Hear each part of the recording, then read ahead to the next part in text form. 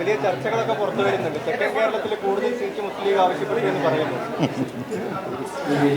Seat വിഭജന ചർച്ചകൾ തെരഞ്ഞെടുപ്പാണല്ലോ, അതിൻ്റെ ഭാഗമായിട്ട് നടന്നുകൊണ്ടിരിക്കുന്നു. ഔദ്യോഗികമായിട്ടൊന്നും പറയാറായിട്ടില്ല. ഗൗരവതരമായ ചർച്ചകളിലേക്ക് കടന്നിട്ടില്ല. അപ്പോൾ നിയമസഭയും അതിൻ്റെ കാര്യങ്ങളൊക്കെ ആയിരുന്നല്ലോ. ഇനിയിപ്പോൾ ഏതായാലും 2 ദിവസത്തിനകം ഗൗരവതരമായിട്ട് ആ കാര്യങ്ങളിൽ ചർച്ച ഉണ്ടാവും. അതിൻ്റെ ശേഷം വിവരം പറയാൻ പറ്റുള്ളൂ. ഈ 3 തവണ മത്സരിച്ചവർ മാറി നിൽക്കണമെന്നൊരു അഭിപ്രായം പല നേതാക്കളും പറയുന്നുണ്ട്. അവസാന അഭിപ്രായം തങ്ങളുടേതാണെന്നാണ് പറഞ്ഞത് കുഞ്ഞാലിക്കുട്ടി സാഹിബ്. പാർട്ടിയുടേതാണ് അവസാന അഭിപ്രായം, പാർട്ടി തീരുമാനിക്കും.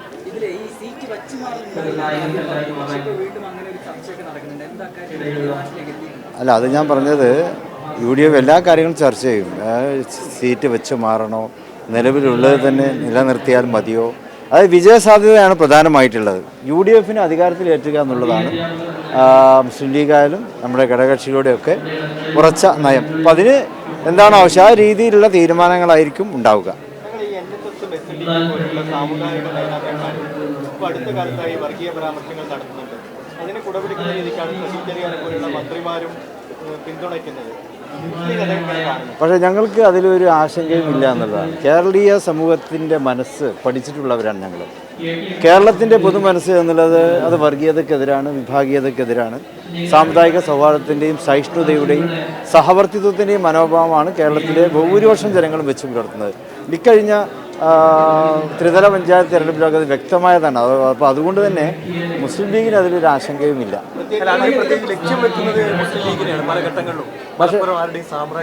പക്ഷേ ആ ലക്ഷ്യമൊന്നും എവിടെയും എത്താൻ പോകുന്നില്ല. അവിടെ നമുക്കൊരു പാരമ്പര്യമുണ്ട്. കേരളത്തിൽ പ്രബുദ്ധമായൊരു സമൂഹമാണ്, പ്രബുദ്ധമായ സംസ്കാരമുള്ളവരെ ഉത്ബുദ്ധരാണ്. അവരൊന്നും തെറ്റിദ്ധരിപ്പിക്കുവാനും ഇത്തരത്തിലുള്ള പ്രസ്ഥാനങ്ങൾ കൊണ്ടൊന്നും സാധിക്കുകയില്ല.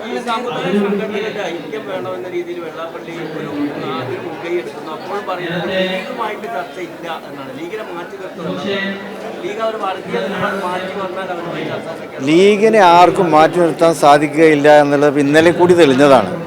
ഇന്നലെ തെക്കൻ കേരളത്തിൽ മറ്റൊരു പാർട്ടിയിൽ നിന്നൊരു സമുന്നത നേതാവ് മുസ്ലിം ലീഗിലേക്ക് കടന്നു വന്നു. അപ്പോൾ അതൊന്നും ഒറ്റപ്പെട്ട സംഭവമല്ല, പൊതുവായൊരു സമൂഹത്തിൻ്റെ മനോഭാവമാണ് അതൊക്കെ. ലീഗിനെ ആർക്കും മാറ്റി നിർത്താൻ സാധിക്കുകയില്ല. മുസ്ലിം ലീഗിൻ്റേതായിട്ടുള്ള രാഷ്ട്രീയമുണ്ട്, മുസ്ലിം ലീഗിൻ്റേതായിട്ടുള്ള ഒരു സംസ്കാരമുണ്ട്.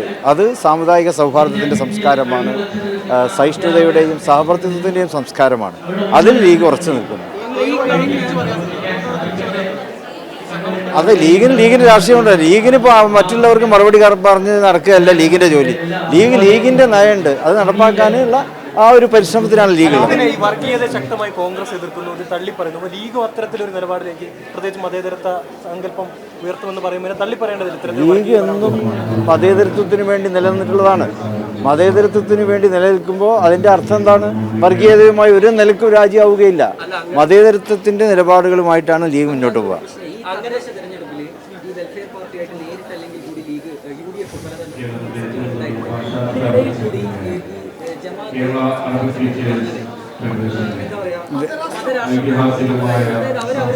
അതായത് വെൽഫെയർ പാർട്ടിയുമായിട്ടുള്ള ത്രിതല പഞ്ചായത്ത്, അതിപ്പോൾ അതിലുള്ള ബന്ധവും ത്രിതല പഞ്ചായത്ത് തിരഞ്ഞെടുപ്പുണ്ടായതാണ്.